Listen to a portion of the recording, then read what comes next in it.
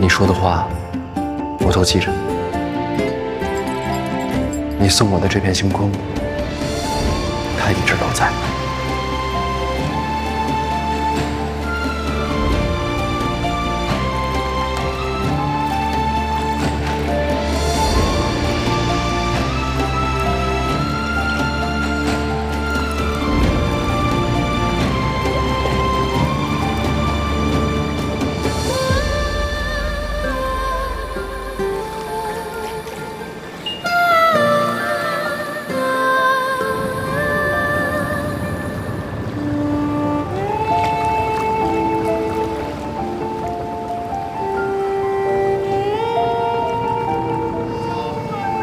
大人，您大病初愈，先别动，带我去看看。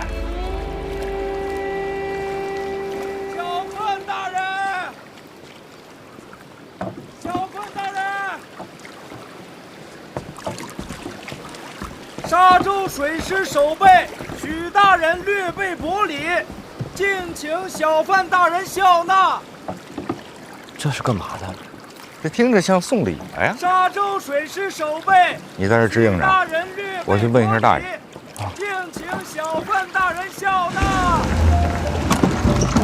沙洲水师守备，许大人有礼相送，请小范大人笑纳。你是哪儿的？啊，许大人，水师守备，这是许大人的一点心意，请大人笑纳。啊，好，来人，把这个箱子拉上来。啊，谢大人，谢大人。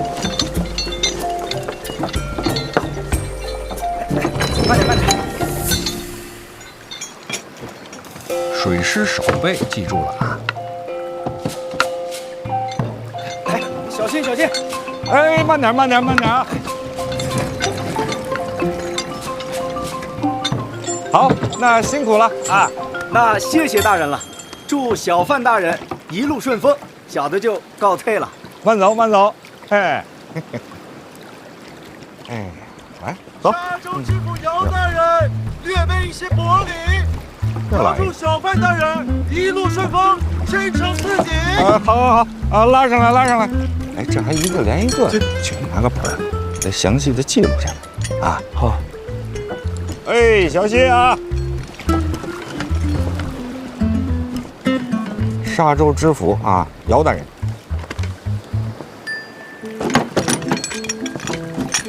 小心！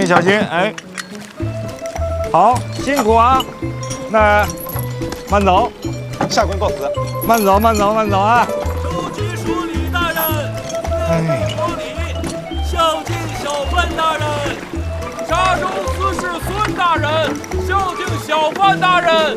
这还连成片了，兄弟，给我拿把椅子过来。你是哪儿的呀？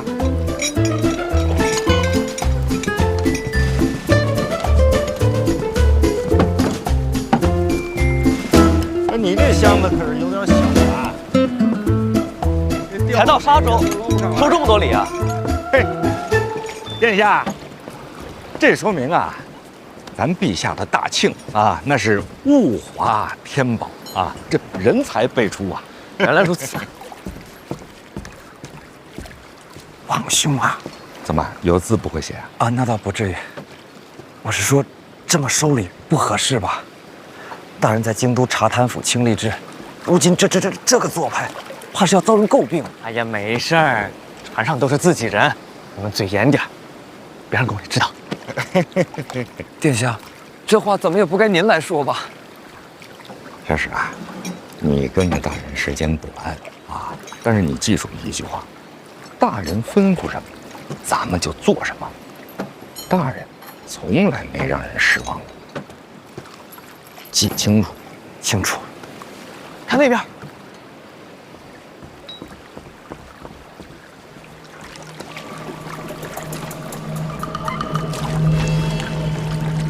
老师，你快来看啊！这也是来送礼的。看这穿着可是不像送礼的，这倒像是拦路鸣冤的吧？有可能，大人也算钦差，拦路告状这种的，戏文里都有。大人，要不要让拦一下？从南下我就在想，要是明家不想让我接手三大房，会怎么应对？您是说这是明家的手？看看呗。不怕啊！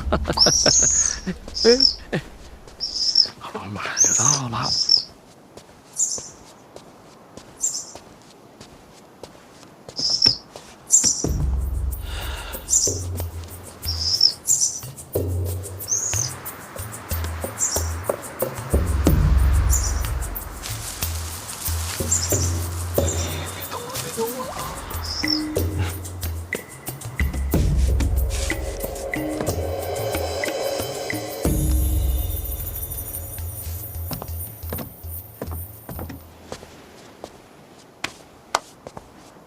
听说二位带了长公主殿下的手令啊？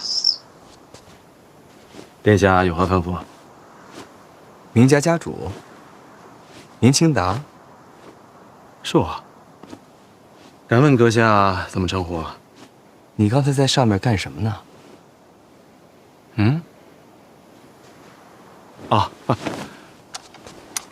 昨夜落风雨。昨夜落风雨，燕子从梁上掉下来，想想还不会飞。如果不送上去的话，又是一条性命啊！燕子窝。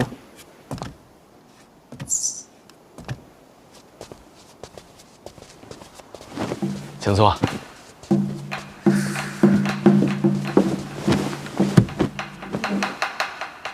哈哈，来，请坐吧。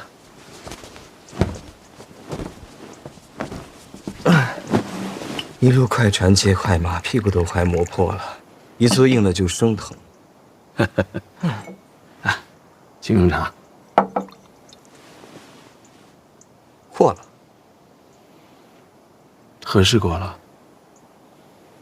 明家这财力又是捞鸟窝，又是破衣袖，装的有点过，刻意了。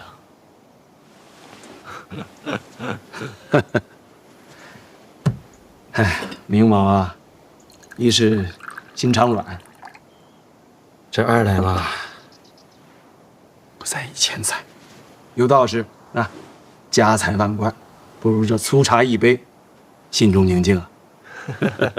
瞧这虚伪劲儿，云淡风轻的，就是比京都强。还未曾问过，阁下如何称呼啊？李承泽。二殿下。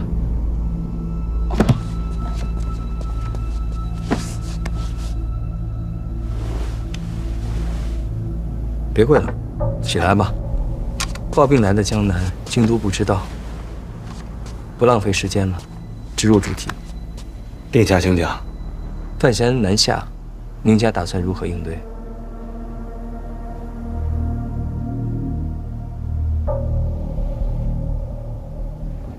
吃葡萄，吃葡萄？啊？哦，吃葡萄，还真有趣儿。你不是明家家主吗？事情太大，得等家母定夺。那就一块儿聊呗。都听了半天了，出来吧。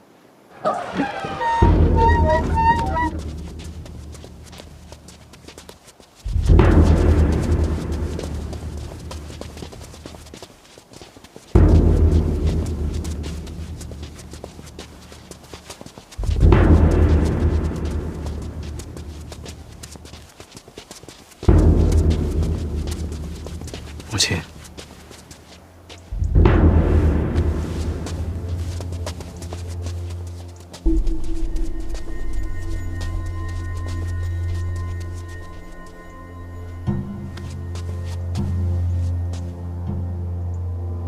老身一介女流，若非殿下召见，本不该抛头露面。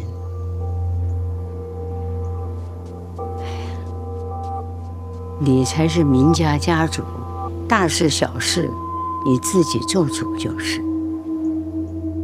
若无母亲教诲，孩儿内心慌张。你这孩子，你都多大了，让我这个老太婆照顾多久？母亲长命百岁，比我长远。你呀，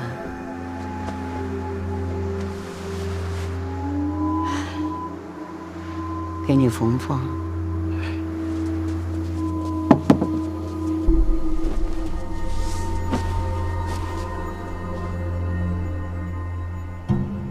感情这云淡风轻是家传？殿下问明家如何应对范闲，其实很简单。明家常年为长公主，也为殿下效力。殿下希望我们怎么做，我们就怎么做。我希望三大房留在明家手中。好，这谈妥了。殿下吩咐，明家照办。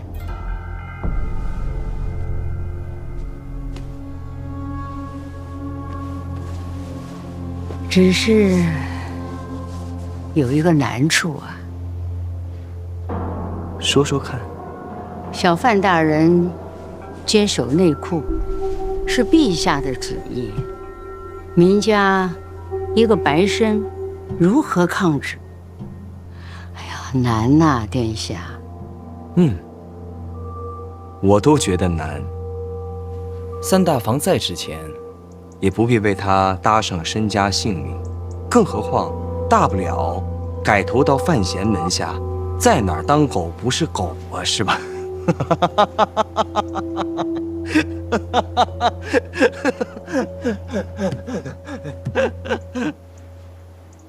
我是不是言辞粗俗了？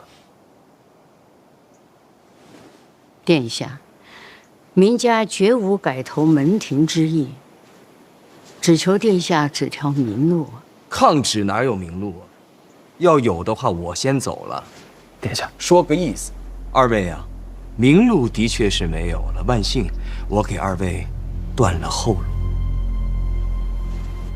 郑明恩家有3子，领取赏银。明家下发悬赏令，募集各路豪杰，报名者皆可领取赏银。家有2子，明家下发悬赏令，募集各路豪杰，报名者皆可领取赏银。年纪尚幼，领取赏银。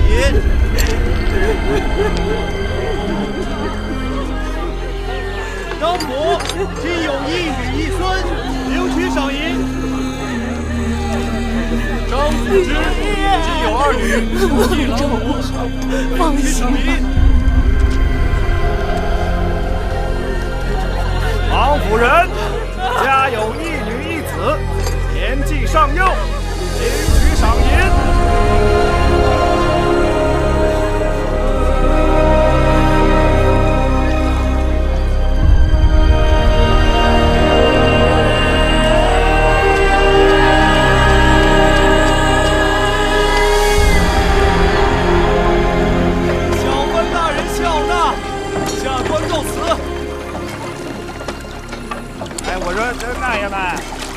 干什么呢？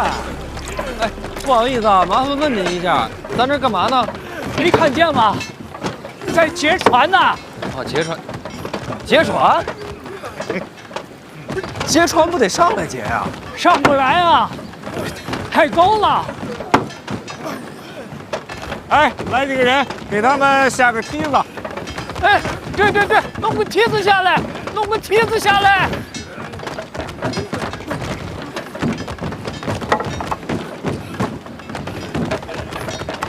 抓稳了，扶着点，扶着点。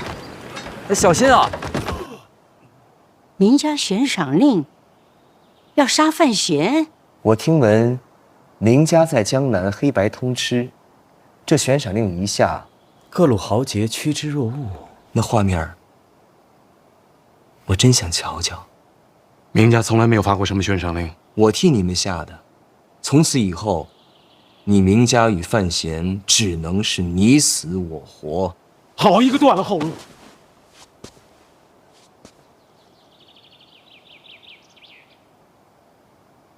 都什么时辰了？啊，过午时了。我说我这个头怎么晕晕的呢？殿下见谅，老身精力不济，每当这个时候啊，就得睡个午觉。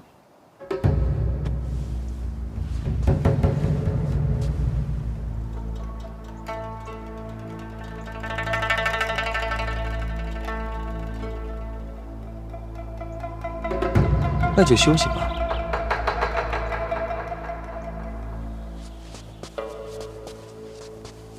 其实还有条路啊！你二人找批高手蜂拥而至，把我杀了，拿我的人头送给范闲，这死局就算是解了。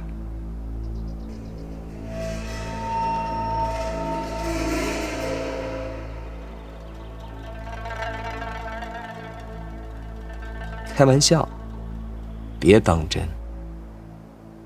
快休息吧。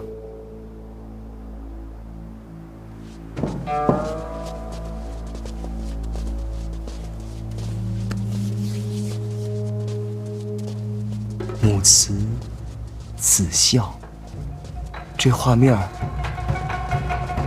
我看着都想哭。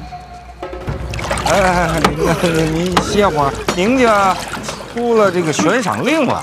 是的，但凡砸船劫船的，都给赏钱。这你们这不成了水匪了吗？不是水匪，水匪不来，毕竟是官船呐，要钱总得要命，不是？不，那你们也知道这是官船，那你们就不要命了？哎呀，我们没得选啊！为什么？江北遭灾了，我们都是带着一家老小到江南来逃难的流民呐。要不是明家，我们恐怕都饿死喽。你说你们都是江北的灾民？是啊，那江北赈灾的银子已经调过去了，你们可以回家了。韦大人，我们是想回去啊，就怕在路上饿死了。那这么说，是明家救济了你们？是啊。那明家这算是行善了？是行善吧？反正我们这些流民都在明家干活，开荒、修路，没人干的活都干，白天黑夜，没日没夜的干，不给工钱，就给口饭吃。官府怎么说？官府给明家送了个大牌匾，怎么写的？行善积德。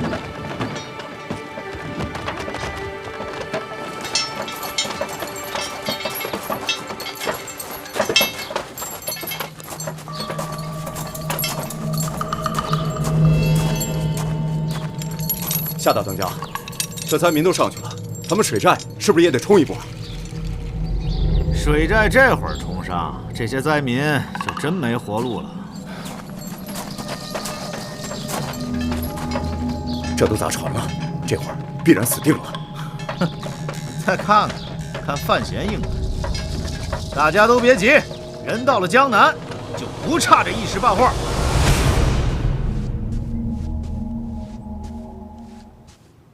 李承泽，这是要把我们往死路上逼啊！这就是你要说的？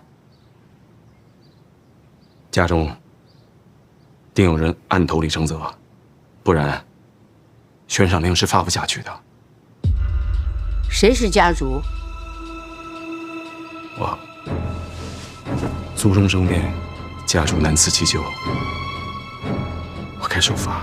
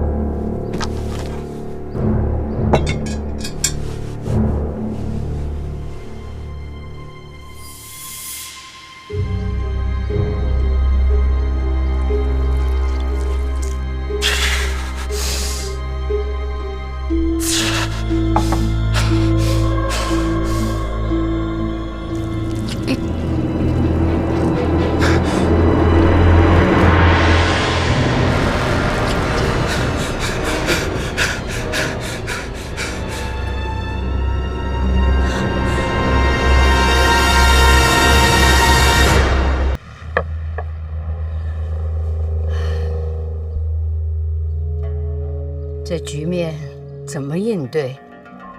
我会彻查，定把叛族之人抓出来。范闲才是关键。到这一步，没得选了，也只能跟李承泽和李云瑞站在一块儿了。三大房绝对不能交出去。不能交给谁？不能交给范闲，也不能交给李云瑞和李承泽，要让他们鹬蚌相争。我们明家才能够在夹缝中求存。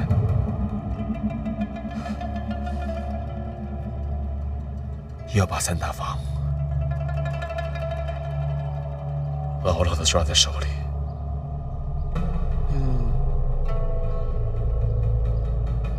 停了。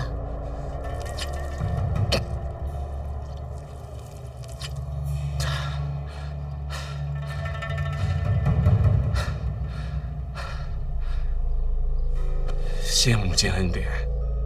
把针给我。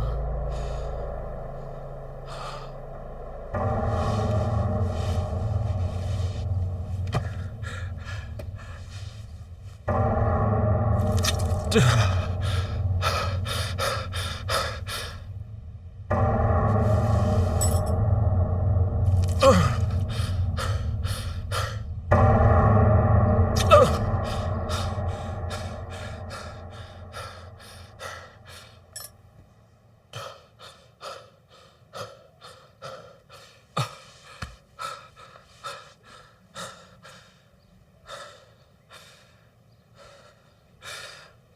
我这就去稳住李承泽，待不久的，只要他一走，江南还是咱们明家的。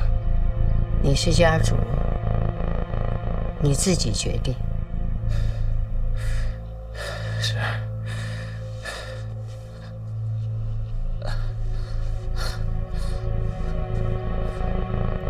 母亲午睡，孩儿就不打搅您了。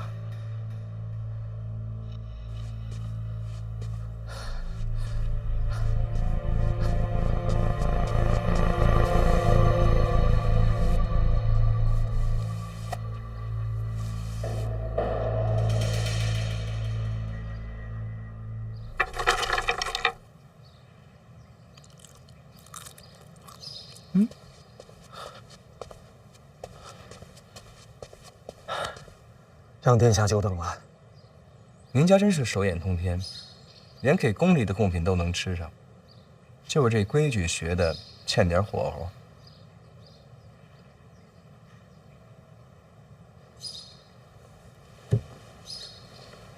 商量出结果了。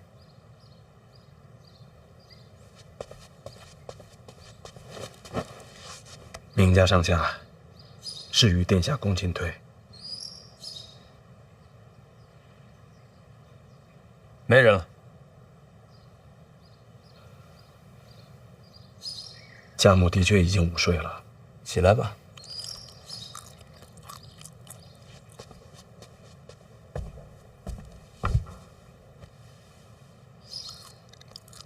没怀疑你吧？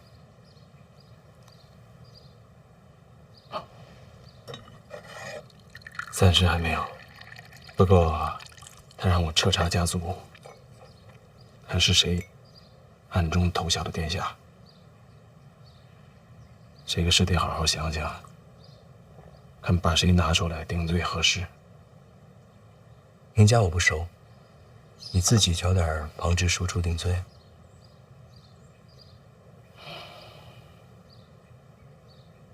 他们的不够，要定罪，还得是我那几个亲兄弟。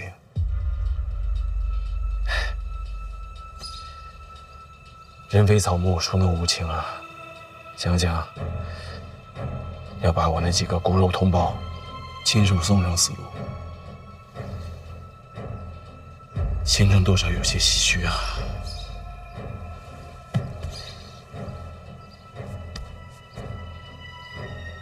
移山带云是好事，我没事也善恶一回两回的，但有时候给他们个好结果，让他们看起来感恩戴德就够了。是，可你不能往深里想，人有人的命。你慢慢唏嘘吧，我先回京都。殿下这就要走？事儿谈完了，不走干嘛？可江南这边还需要殿下主持大局啊。京都那边也看得紧，如果让陛下知道我来江南，什么都完了。如果殿下不能久留，那长公主那边姑姑在访客，也来不了。范闲权势滔天，如果二位都不在，单靠明家，怕争不过的呀。谢边给你留下。明白了，明某以后如何行事，都会请教谢先生。不用，你自己做决定就好啊。若是输给范闲呢？那也正常。别想太多，守住三大房，努力就好。你放宽心，答应你的不会变。等这事儿了了，明家就只有家主，没有什么老太君。多谢殿下。大爷，歇会儿，做饭。做饭吧，大爷。热馒头。歇会儿，歇会儿，先歇。慢点，都有啊。哎，慢点喝，慢点。要是没喝够的话，咱们再来一碗。还能上一碗？可以。哎呦，谢谢大爷。再来一碗，再来一碗。那你要问什么？问吧。您是从京都来的小范大人吗？没错，我就是范闲。谢天谢地，小范大人，你等等啊！老哥几个，是小范大人呐，没砸错呀！谢谢小范大人。哎呀，谢谢啊！本来呀，还怕弄错了，给人添麻烦。哎，那你们劫船这赏钱怎么算啊？岸上有人看着呢，只要砸船，就有赏钱。那这么说，你们一会儿回岸上就有银子拿了？都得掉脑袋，回不去了。你们知道自己要掉脑袋，你们还来？我们是劫官船，必死无疑呀。不是，那我就不明白了，你们不是要赏钱吗？这脑袋没了，要赏钱有什么用啊？这个你放心，家里有人收着呢。就希望他们平平安安的，多攒点钱啊！这要是回江北，不就有指望、有盼望了？那你们呢？你们不回去了？想回去，能回得去吗？还是让孩子换条生路吧，这样总比在路上拖累他们强吧？你们这都活不下去了，为什么不鸣冤呢？啥？其实你们不用在这儿劫船啊，你们只要拦路鸣冤啊，这小范大人是不会不管的。哎呀，大人那是天灾，我们这儿也没什么冤呢。老人家，明家都跟你们逼成这样了，你们就一点都不觉得冤吗？哎呦，大人，可不能这么说，那是救命啊！没有明家，八成早就饿死了。那不说明家，你们都活不下去了，为何不去找官府啊？也不怪人家，我们又不是江南的，说什么也得护着自家人。仔细想想也没错，是吧？让您这么一说呀，我都觉得这谁都没错了。这是天灾，有什么错呀？啊，小范大人，没错吧？没错。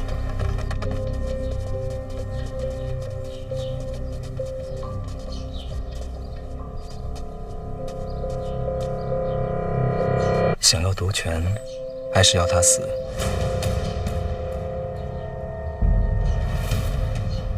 贾母掌管明家数十载，祖宗威信极重。明白。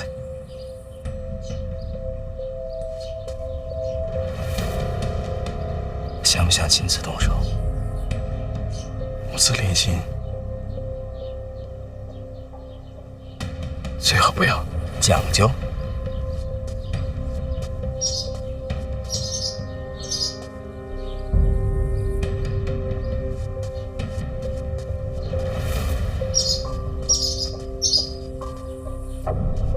母宴未食，舐犊之情。你说，这人与禽兽，谁更重情？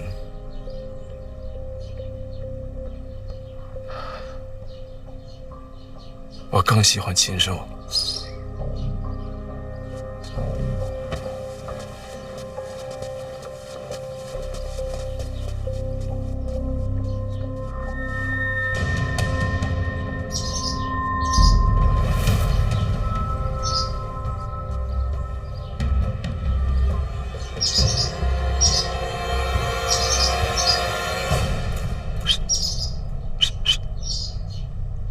你看，我光顾着说话了，得干活了。那边看着呢，我得砸你一下，啊！行，就砸我。砸了，咱们往这儿走两步，看得清楚。这儿能看见就好。那我就砸了。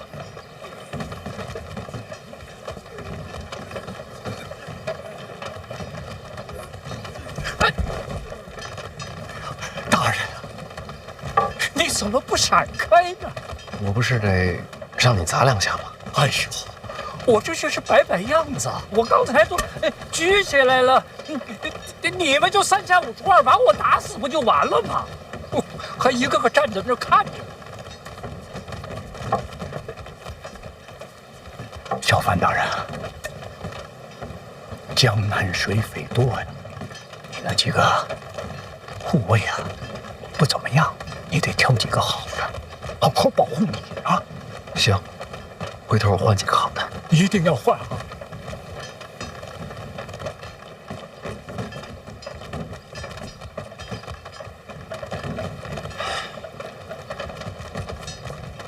那我就再砸一次，记住，让他们拿刀来真格的啊！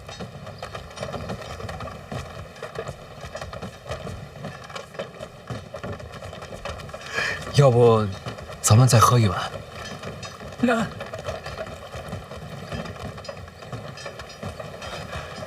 那也行啊，再来一碗。哎呀，哎，谢谢。哎，哎，谢谢。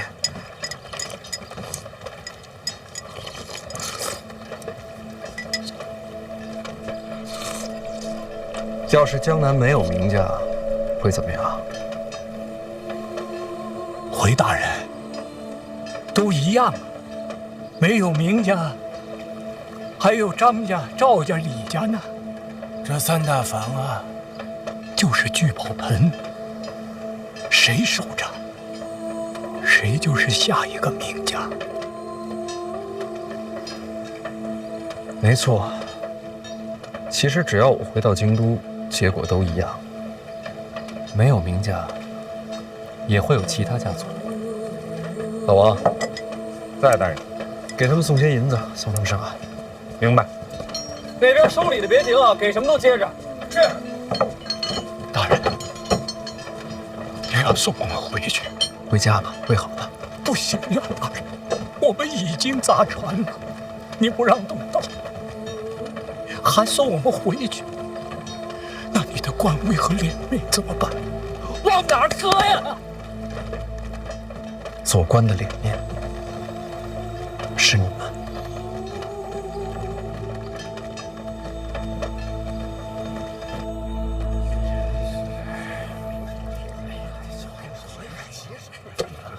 我这夹住了。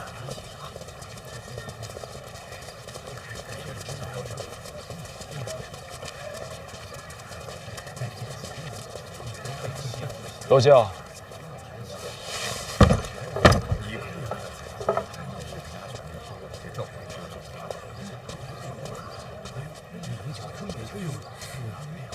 哎，这不是这么贵的东西啊？这也是好东西啊！你看，不足挂齿吧？明家主有礼。哎，赵大人，您这个比我这个贵重啊！哎，明家主，您也来了。今日小范大人抵达苏州，又有府衙大人联袂接风，那明眸怎敢缺席啊？确实是，应该的。啊，苏州大小官员差不多都到齐了。迎接嘛，小范大人一路守礼，今日终于到了，咱们苏州也不能落于人后，你说是不是？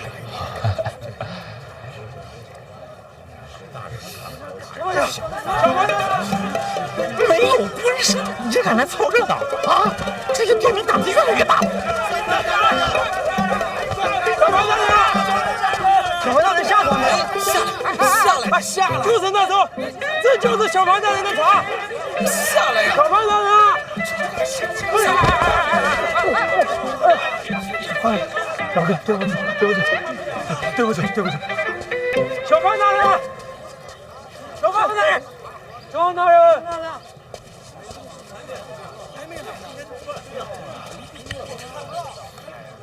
你是来接小范大人的？是啊，我跟你说，听说小范大人要来，一晚上没睡着觉。你说这事闹的？你认识范闲啊？不认识，崇拜他，丝好，人也好。你呢？也是啊。你不认识这位？我该认识吗？你不是苏州城的吧？不是。在下姓许，富春县任书史。说一个小吏，也敢来凑热闹。身为吏啊，当注重仪表。你如此这般，成何体统？他们也都是富春县的吗？那不是，江南各县吏员都有。你们也配凑热闹？我们是有正事儿。是何等正事啊？小范大人来了！搞什么呀？下去！小范大人吗？是小范大人！终于来了！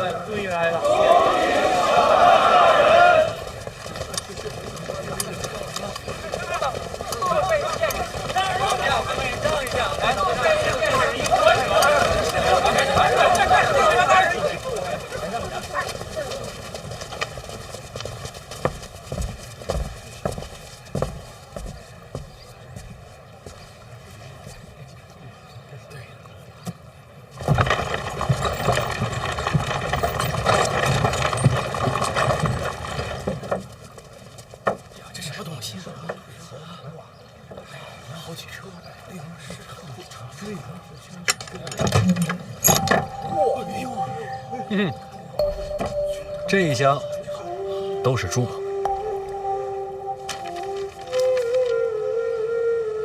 这是沙州知府姚青莲姚大人送的，还有这一车呢，都是路上官员所送的礼物，送礼官员的名字皆记录在册。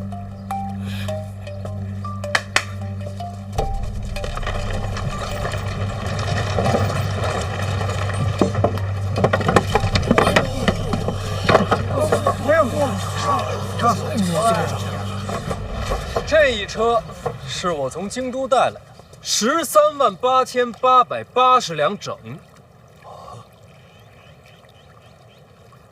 这些钱呢，既是路费，也是明智。老子有钱，所以有底气。至于这官员送的礼，都是罪证。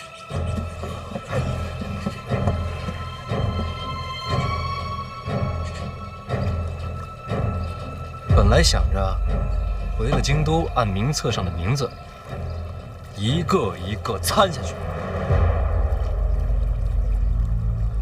但后来南下路上呢，我瞧见这事儿，我也不明白为什么你们就看不见。我看见这些事儿之后呢，想法变了。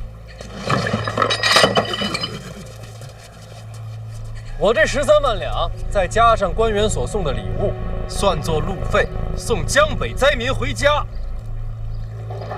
各位，江南我是刚来，不熟，这差事我自个儿可办不了，但交给诸位啊，我也不放心。你们也别问我为什么不放心你们，就好像我也不会问你们怎么有精力来接船，却看不见灾民死活。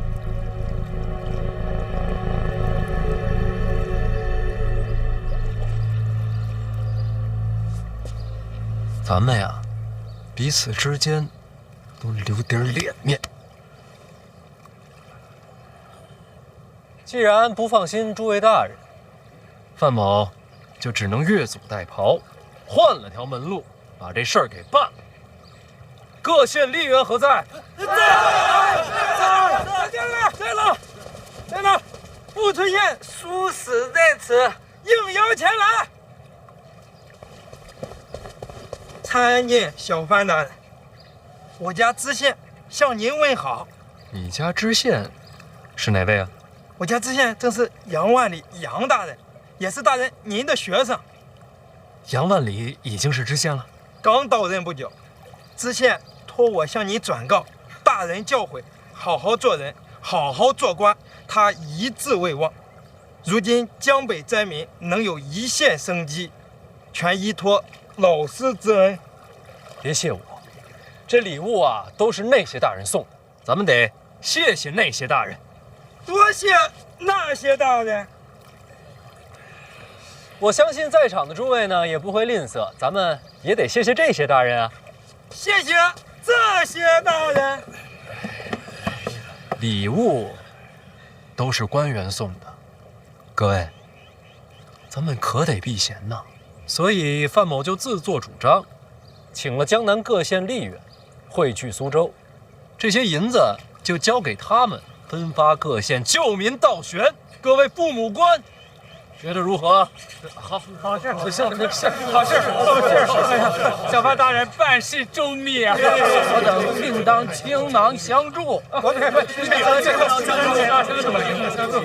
各县吏员上前。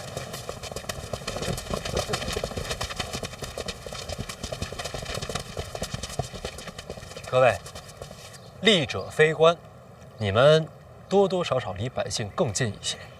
这分发银子的差事，就交到你们手上，绝不辜负小范大人所托。绝不辜负小范大人所托。这难听的话我也说在前面，各位，要是有爱财的，手不干净，都给我忍一忍。也不妨问问自己，能不能躲过监察院的盘查。贵姓？不敢，小的姓徐。啊，我叫人准备了账册，但你们才是当地吏员，以各县实际情况办事。大人放心，一定完成。各位大人要是想共襄盛举，我这边来者不拒啊！哎，但是别交给我，交给他们。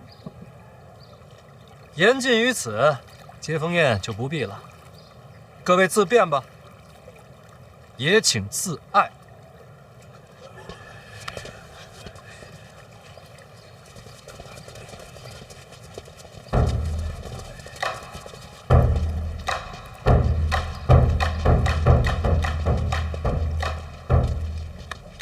明家家主明清达，恭迎小范大人。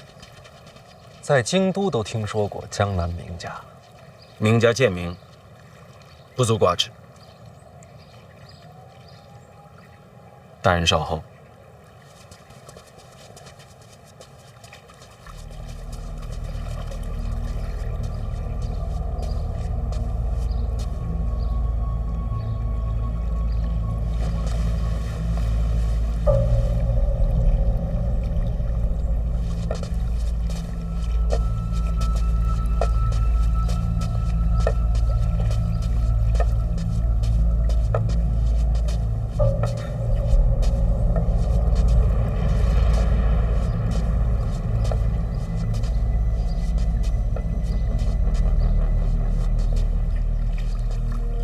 大人，这位是江母。二位也是来接风的？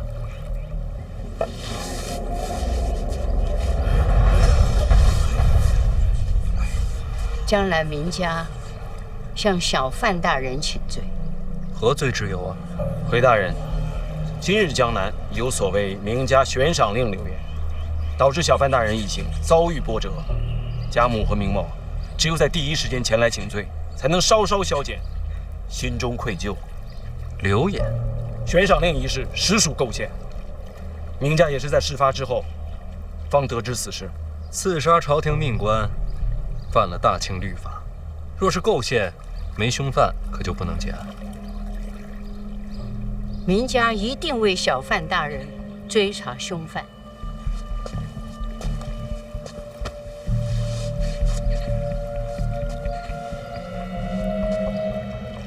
总得有个时限，就是今日。若大人肯赏面登门，天黑之前，定给大人一个交代。那说定了。明家上下恭候小范大人。我很期待今天的交代，不会让大人失望的。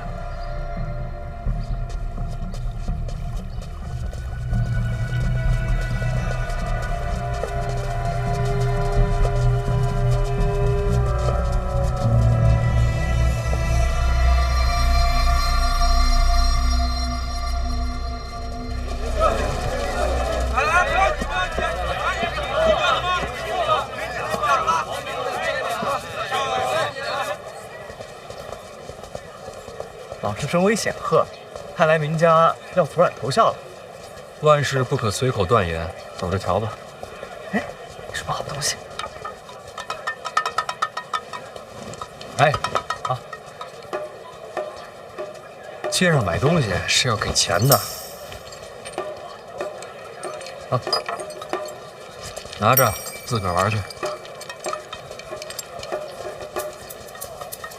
哎，真好。万里也能帮上老师了，不是帮我，是帮灾民。是，老师说的对，我就是有些感慨。万里如今已经走到我前面了。你也可以救人，重要的不是身份，而是如何做人。谨受老师教诲，学生绝不敢忘。就是学生还有点疑问。你说，老师不信官员，所以安排那些小吏理账册分银钱。可是那些吏员也未必是什么良善之辈，万一他们铤而走险，从暗中谋利，这些从吏者呢，多半是想跨越鸿沟，投身官场。我让他们救助灾民，这不仅是给他们的差事，也是给他们机会。啊，所以他们得好好办差才行。学生受教了。哎，可送礼那些官员岂不是占了便宜？本来是要抓的，现在倒立了功。现在不参，不代表将来不参，名字都记着呢。秋后算账，老师，我学到了。哎，老王人呢？啊，去前面酒楼点菜了。他说大人耍帅，没吃上接风宴，想必一定是饿了。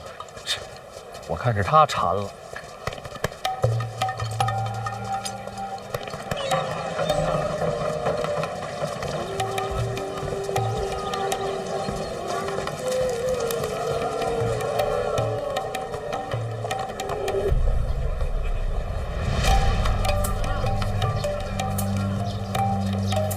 哎呀，这银子给够了，这2楼啊就清场了。来，尝尝这笋了。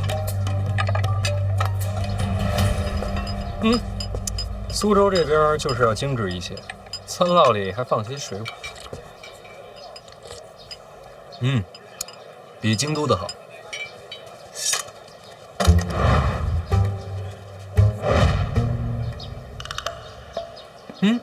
今儿来找我的高手还真不少。是吗？在哪呢？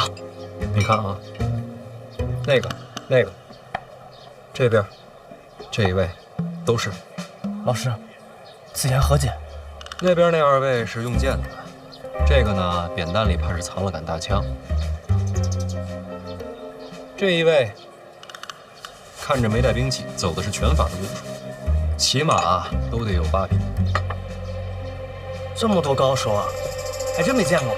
哎呀，殿下可以呀，还真是临危不惧，颇有胆气呀。老师何等人物，肯定都在意料之内，是吧，老师？这世上哪有那么多料事如神啊？这一位，我就没想到。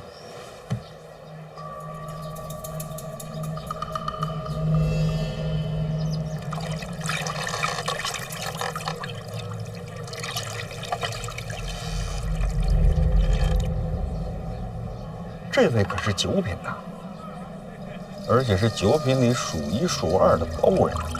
这江南怎么会有这样的人？他这不是在钓鱼，这是剑术，是剑的。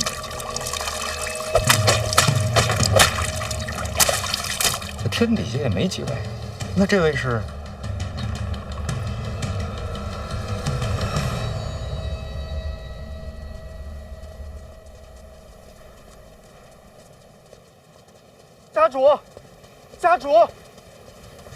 家主，范闲酒楼前座有高手合围。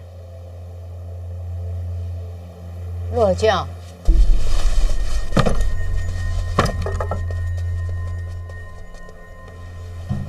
母亲，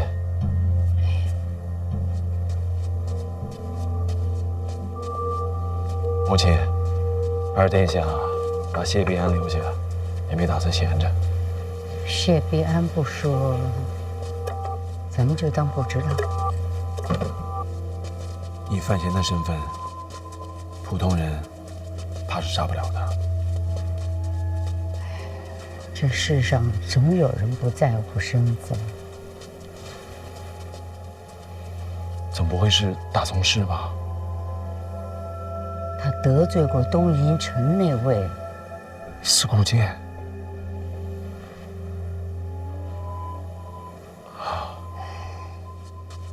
如果真的是杀了，今天就白准备了。不过仔细想想，如果司空剑出了东瀛城，那还不天下轰动吗？八成啊，是他的弟子，不知道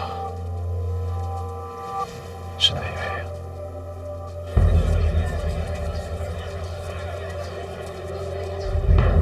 云之兰，四顾剑的大徒弟，祈年殿上见过，剑意未改，就是他的。那这云之兰可是不好对付啊。大人，您给我透个底儿啊！一直守护着您的那位高人，他在吧？哪儿还有什么高人啊？身边只有黑旗了。黑旗可不顶用啊！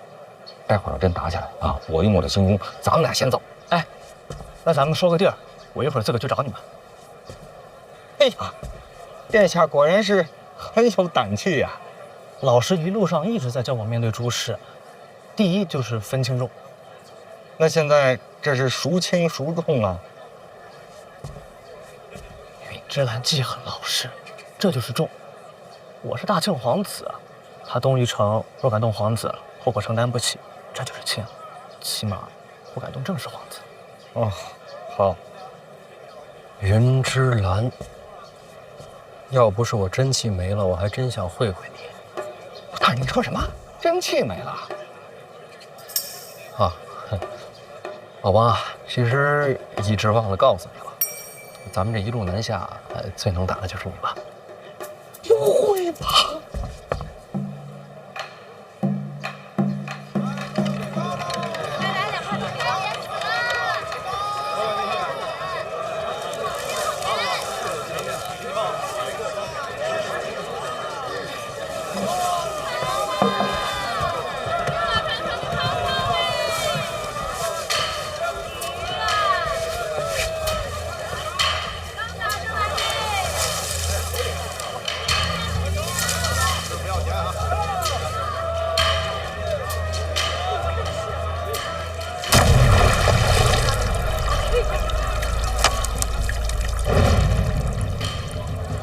鱼没上钩，收什么竿啊？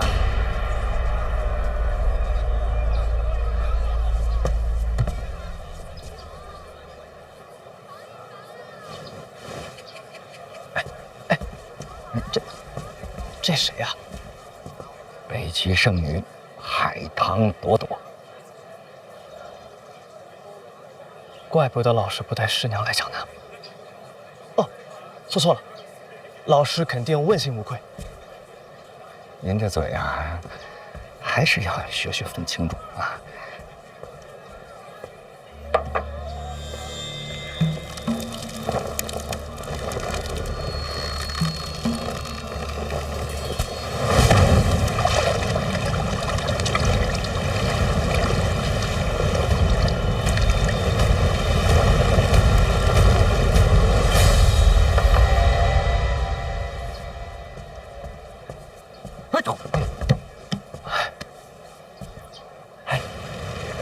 这位姑娘是北齐圣女海棠朵朵。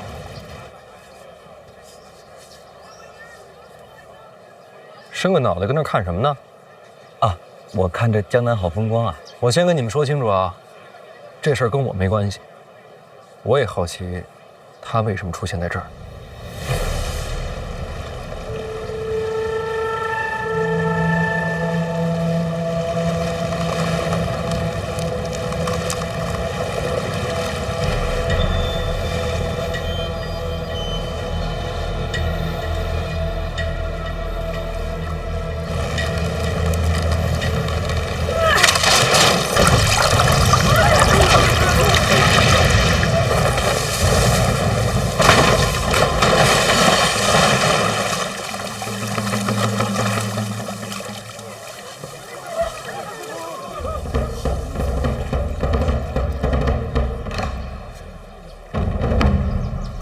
要不我陪你鱼竿？北齐圣女踏足庆国，郊游不行吗？今日之事与你无关，让路。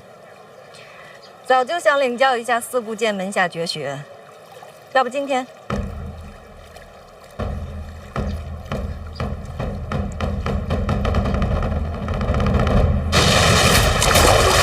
影子大人。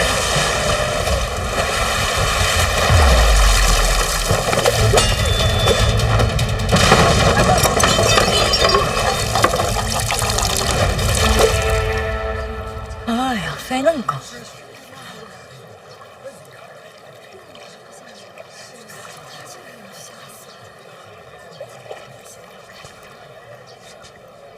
九品以下都散了吧。散了。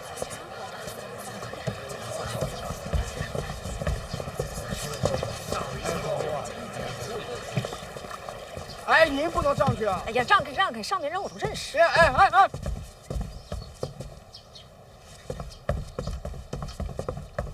哎，自己人啊，姑娘请。我来蹭个饭行吗？请坐。这两位是？我们是小范大人的门生。哦，坐。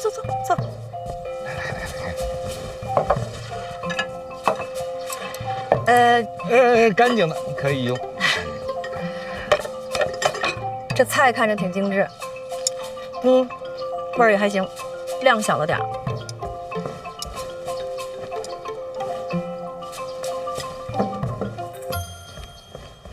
你来江南办事儿？不是你让我来的吗？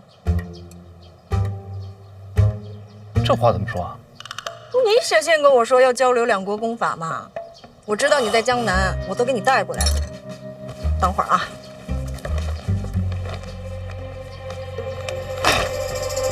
给。迁一道心法，这不是北齐苦河的不传之秘吗？我确实给你写过信，想要交流功法，但我没想到你能亲自送到江南来。这样，回头我也送你一本。送我什么呀？我的霸道真气啊！干嘛？那不说好的交流吗？有来有回。行。哎，这真是多谢你了啊！多久不见，变这么矫情了？不是，我知道这天一道心法到底有多珍贵，真没想到我这一封信你就把它给我了，咱俩这交情。听说你成亲了？啊？就当贺礼了。太贵重了吧？我也这么觉着。啊？我是舍不得啊，我老师让我送的。苦河大师让你把这给我？那不然呢？难道我给你偷来的呀？这大师随礼都这么重的吗？谁让你是叶青梅的儿子呀？